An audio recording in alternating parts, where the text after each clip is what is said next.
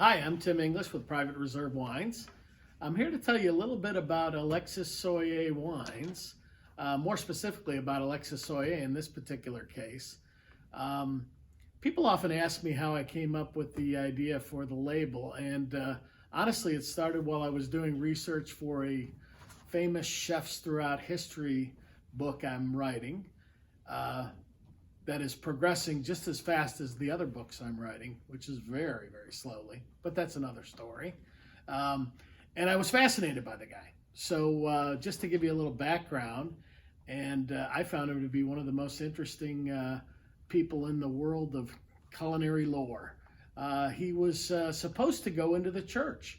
The family was a poor family just north of Paris, a French family, and they wanted him to go into the church, and he got into a little bit of trouble ringing the bells at an unauthorized time at the church, and he was therefore discouraged from going into the ministry, if you will.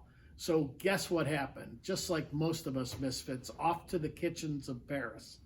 And he joined his brother as a cook's apprentice at the age of 14, and by the time he was 18 years old, amazingly enough, he was commanding a brigade of 12 and really making a name for himself in the kitchens of Paris. Well, then the French Revolution came along, and he was serving the wrong side of the revolution, so his brother and him decided to save their heads, literally, and go over to London. So off to London they went, and Alexis by that time had become familiar with a lot of the English and French and all the European aristocracy, and he joined the Reform Club in London, which is still there today, by the way. It was kind of a political, social club, but always known for having a great kitchen. While he was there, he was really quite an inventor, and that's one of the first areas where he started showing his unique talents, not just in the kitchen, but with inventions as well. In fact, it was the first kitchen to use natural gas cooking in the kitchen. He used cold water that ran through the actual kitchen to cool things down. Just a lot of little innovations, which we're going to provide a link, and you can read a lot more about him. Really interesting person. And I dare say probably the first celebrity chef, excuse me. And anyway, while working at the Reform Club in London, he read about the plight of the Irish during the Great Famine, and he was so taken by the news and by the loss of life and starvation that he decided to ask for a leave of absence from the club, and he wanted to go up to Dublin and see if he could help feed the people. So they were gracious enough to allow him a leave of absence, and off to Dublin he went. Not only did he feed the people, he created really a soup kitchen that became kind of like the blueprint and was serving over 3,000 to 5,000 meals a day, and they kind of popped up all around Dublin area.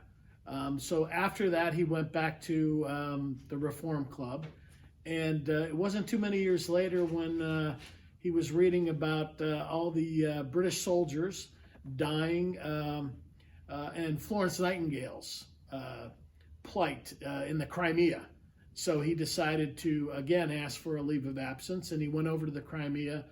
And basically, he was shocked to see that the British soldiers every morning were given a bit of rations, and they were just kind of left to their own devices. And of course, many of them didn't know how to cook, so they kind of banded together and did the best they could with the couple of potatoes and carrots or whatever they might have been given.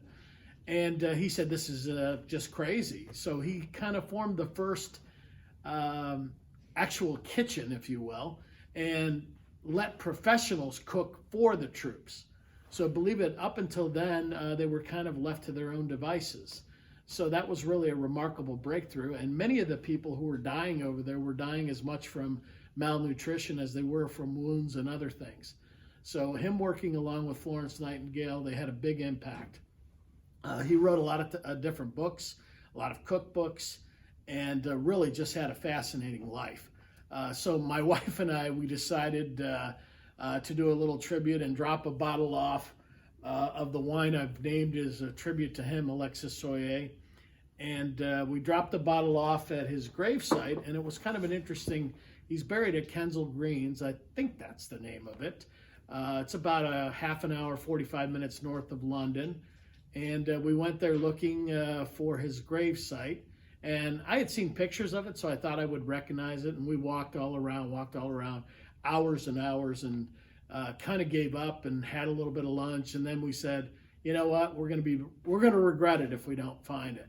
So back we went, and finally we found it. And what was interesting was on one side was where his wife was buried, and on the other side was him. Well, the side that was facing the road was where his wife was buried. But rather than it saying her name, it said to her. But the letters were so close together, it looked like Tor to me, as if that was the name on the tombstone. Rather than to her, T-O space H-E-R, it was T-O-H-E-R.